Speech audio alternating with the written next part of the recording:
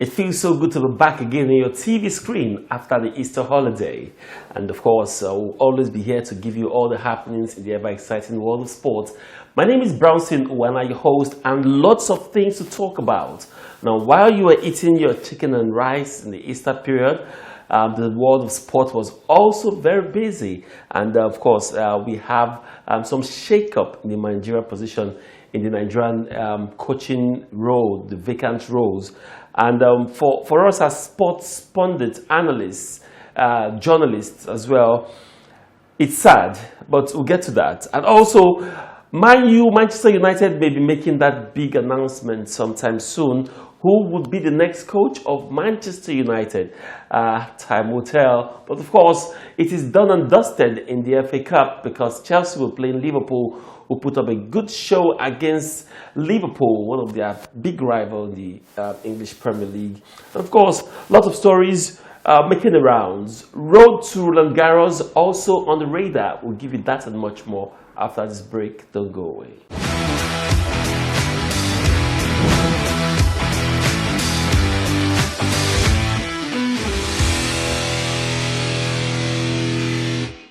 Welcome back from the Easter holidays. Olakunle Philippe joins me at this time. Kunle, good to have you on the program. Good to be here once again to talk sports, and happy Easter to everyone. It's gone, and we are here to talk sports. Good to be here. All right, Kunle, it's always good to be here to talk sport. Now let's start with the home front, where we seem to be having some shake-up in the managerial positions in the various national teams.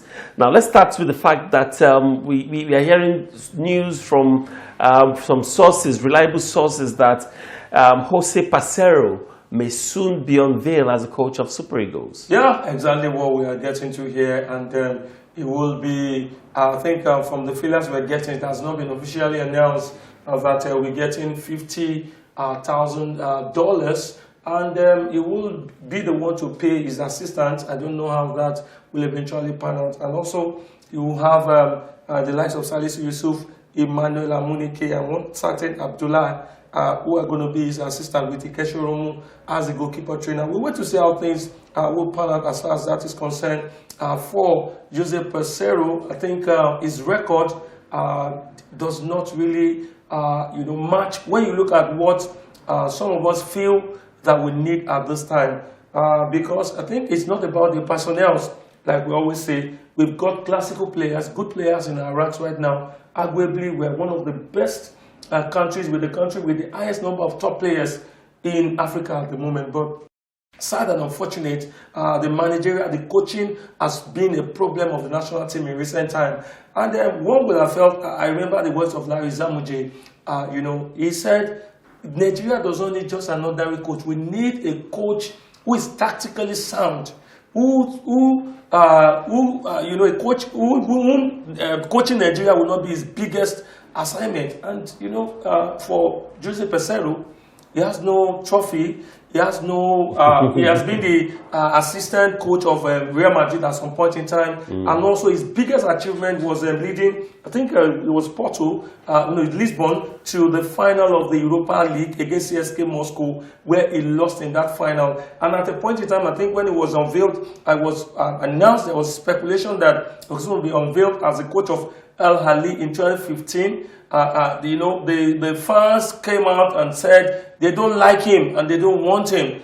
And at the end of the day, it was unveiled. It didn't take much time because before he was, booted out because of the records. And some people feel that he's a very soft person. And then when you are too soft, it will be very difficult for you to manage some certain, players and, manage a top class ego in the team of that brand. So for me, well, Brownson, if I have to have my opinion, I think I'm cool with it because right now some of the top coaches might not want to lead the Super Eagles of Nigeria because of the setting that they're going to work under.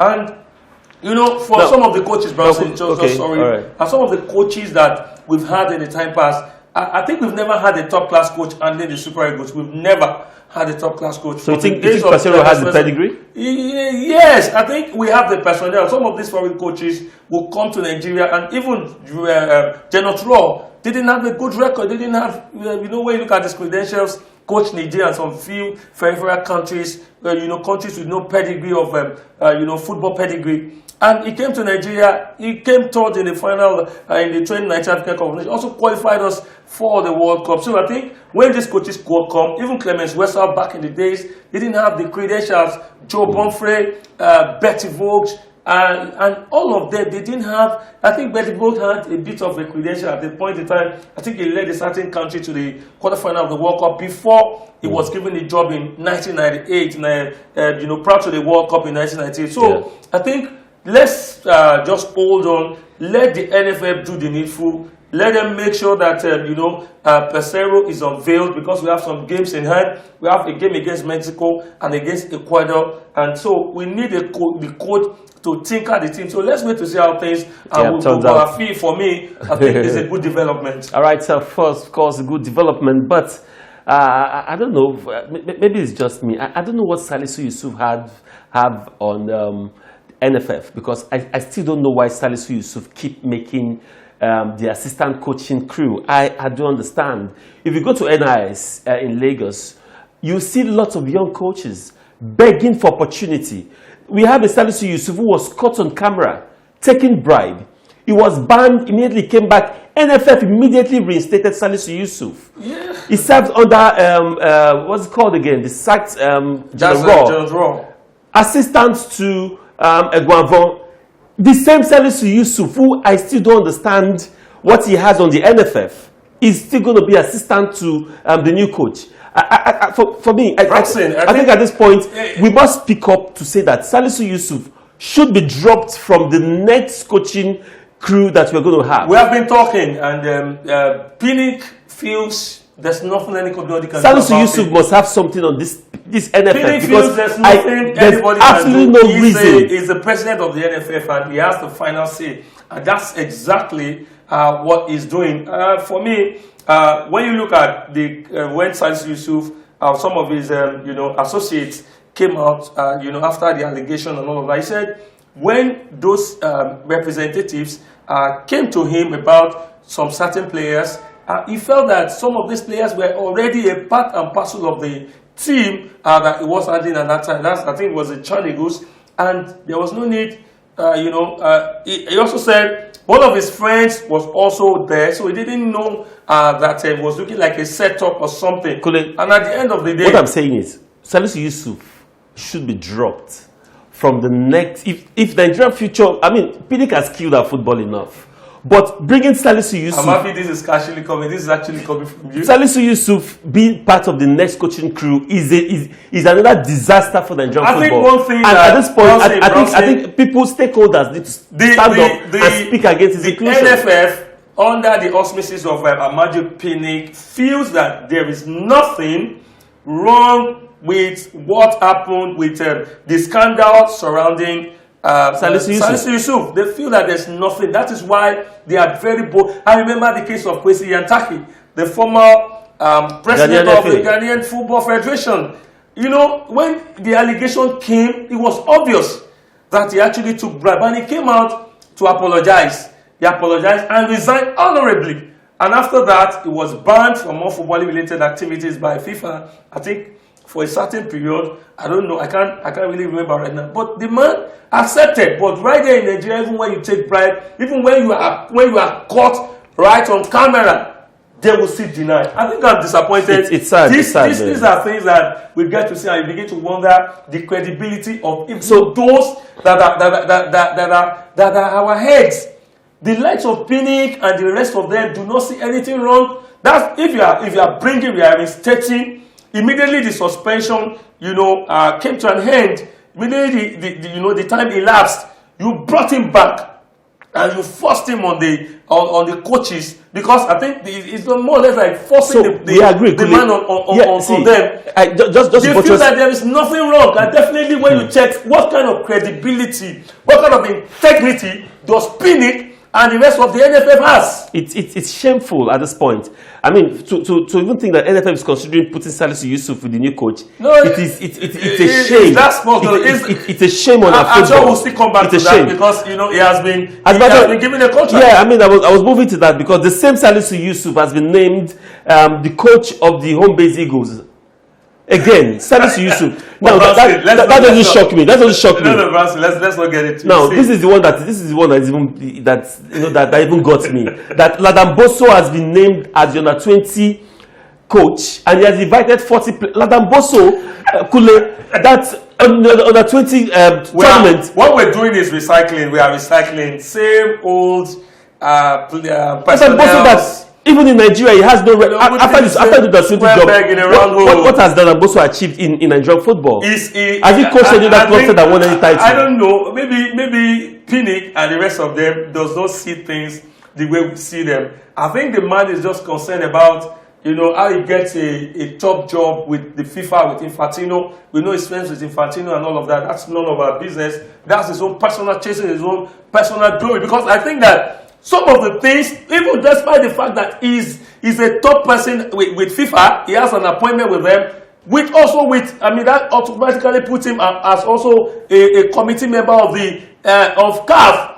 It has not shown in our football. There is no politics. Nigeria has always been, we are always behind when it comes to politics and all of that, because Pinnick, for me, has done nothing politically.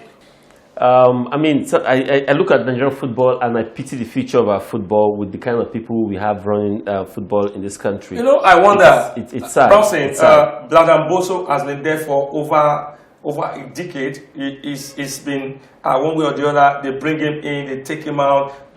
Like that. Same with Salisu Yusuf. The question is, don't we have other personnel? And you put some people as the assistant. I stand to be corrected. Some coaches they proved beyond reasonable doubts that they have what it takes to lead all our national teams. I think for me, Fidelis Ilechukwu, I am not a friend of Fidelis Ilechukwu. I am not a friend of his.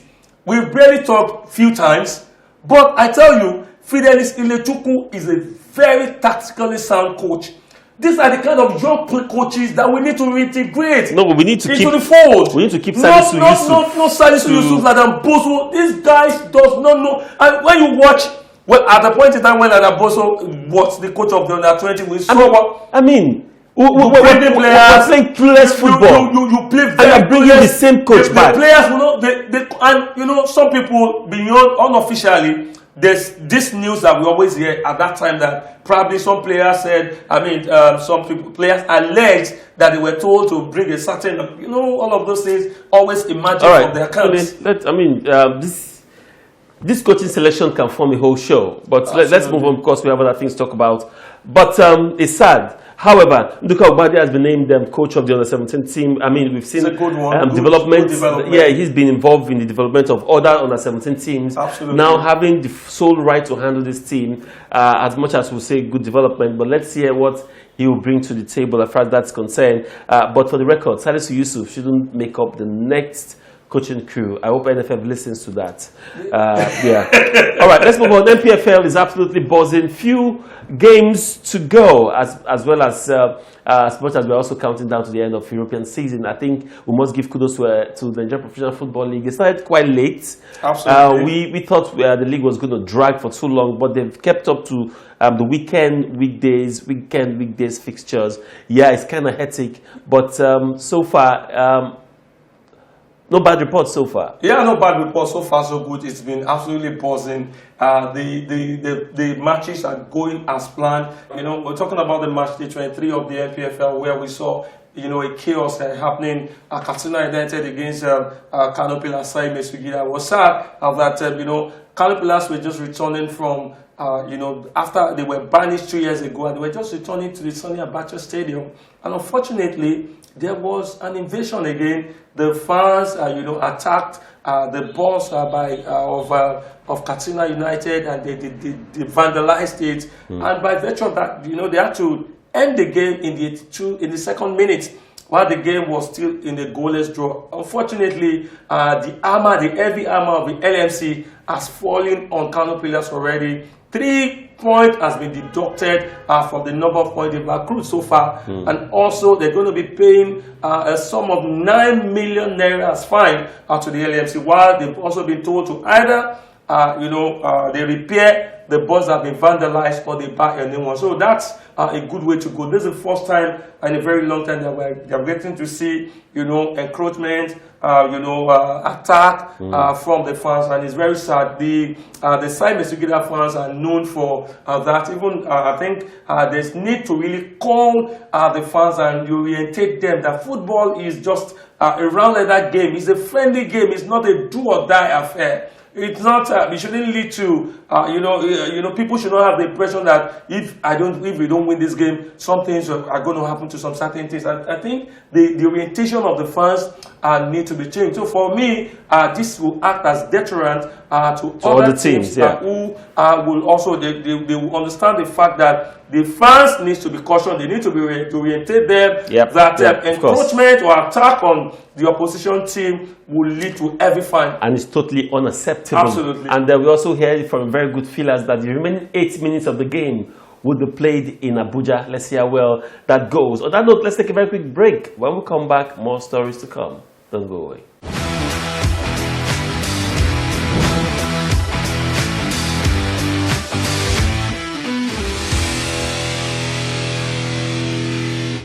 Welcome back. Now let's take you to what's happening in Europe. Now for Manchester United, they've suffered deep in form, up and down, and for Arsenal fan, it hasn't been a very good time after they lost their hat-trick game last weekend. And they've been talked about Arteta that he should go, even though I have a different view about that. I think Arteta has done well with the club. And for Arsenal, they are yet to come to the realization that they are not the kind of club they used to be. So Arteta is doing very well for.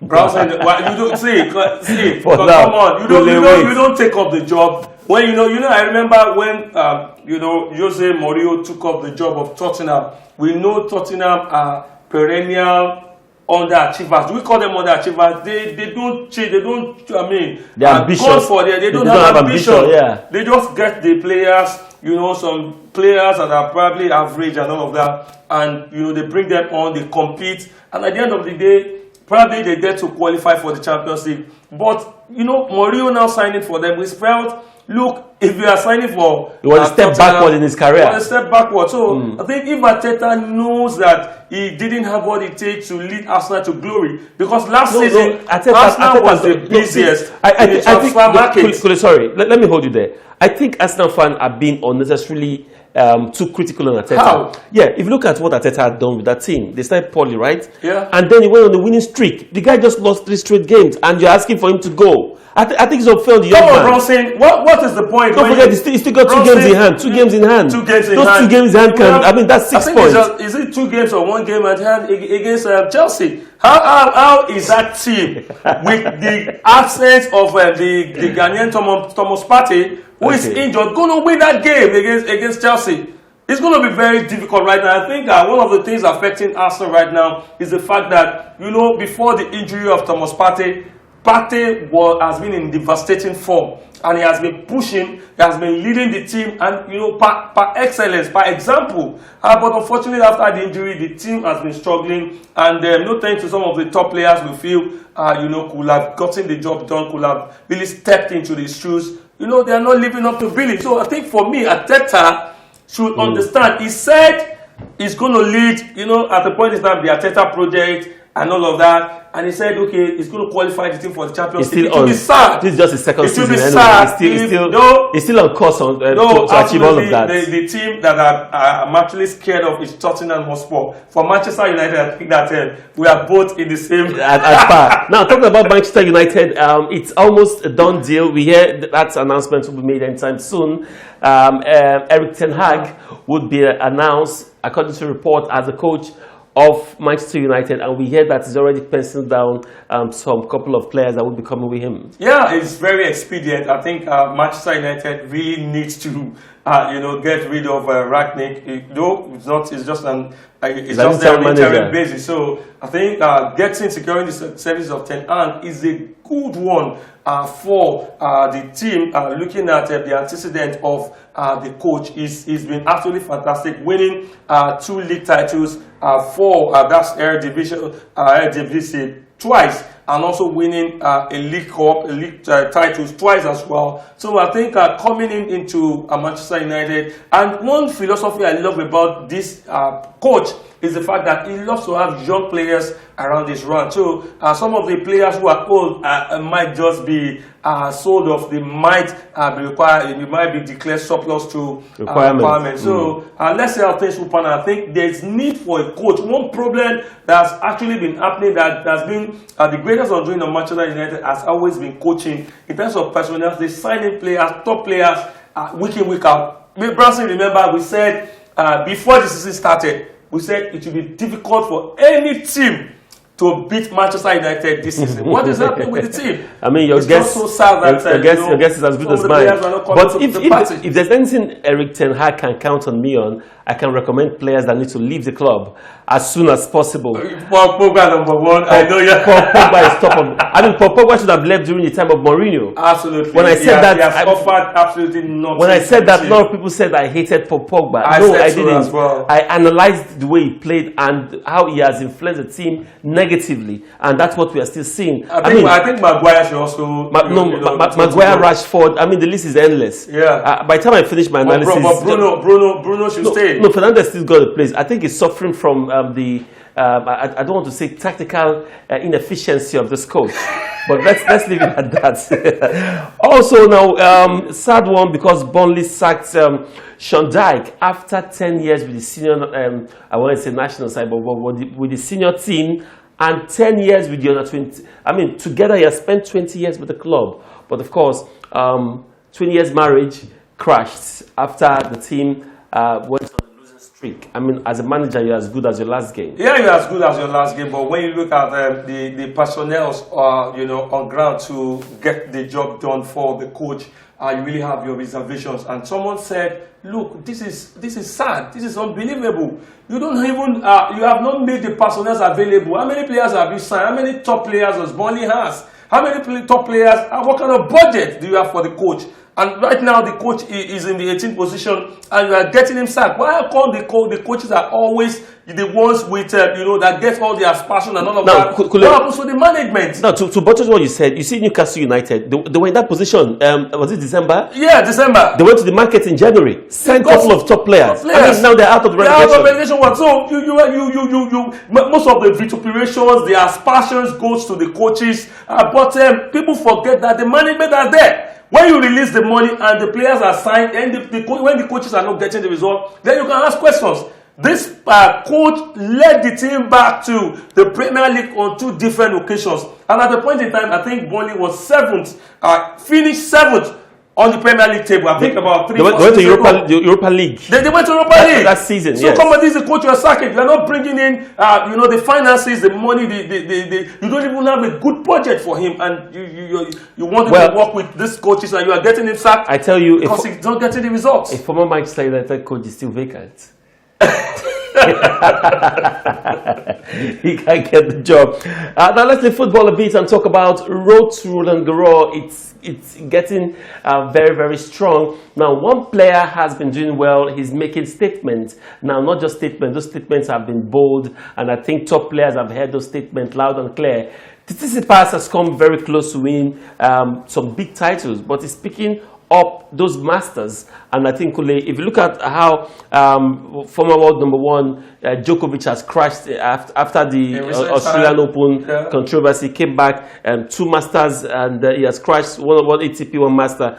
And then Rafael Nadal, we haven't seen much of him after he won the last Grand Slam. You want to see that this guy might be the next big thing in French Open. Yeah, Tsitsipas has been there for quite some time, and he has always proved to be hard not to crack against some of these big players that you have mentioned. But like you said, Nadal has not been in top form in recent time. We've not been hearing much about him. Djokovic also has been losing some games that you expect him to easily navigate. But let's not forget, even when Nadal on his bad days, he's called the Clay Cup Masters. He has 13 claim or titles to his credit. So I think that he's really have to bring his A game to full, talking about Tsitsipas, you know, when the French Open begins. But we wait to see how things will eventually pan out. I feel that it's just going to be, he will compete, no doubt, probably get as far as the semi-final if it doesn't come the way of Djokovic and Nadal. But I really don't see him winning the Australian Open. The French Open. All right, let's see how that prediction goes. Olakule Philip, thank you so much for coming on the program today. Yeah. I must appreciate your input on the show. Yeah, it's always a pleasure to be here, Brasley. I just hope that Arsenal will bounce back and probably, you know, against Chelsea, against Manchester United. These are key games that, you know, Arsenal has to win. And I feel that probably, Chelsea are very tough right now, but I think Manchester United should not be a very difficult one for Arsenal. As a Nigerian, I'll be praying for you. All right, before we say goodbye to the show, let's also tell you that Chelsea will be taking on Liverpool in the FA Cup final after the both team put up a fine performance last weekend to get their chance in the finals. On that note, it's a wrap on the show today. Thank you so much for being a part of the program. We hope you enjoyed every bit of it. Now, if you do, go to all our social media platforms displaying on your screen right now. Follow us, drop your comments. We'll be so glad to hear from you. Now, last week I promised I was going to read some comments on the show today. I mean, you have to forgive me. I totally forgot. But maybe we'll begin the show with some of these comments next week. Also, go to our YouTube channel, subscribe to our YouTube channel, watch previous content. Now, we'll be glad to hear some of those comments and your feedback. My name is Brownson Uwana on behalf of the production crew. Thank you so much for watching and enjoy the rest of your day.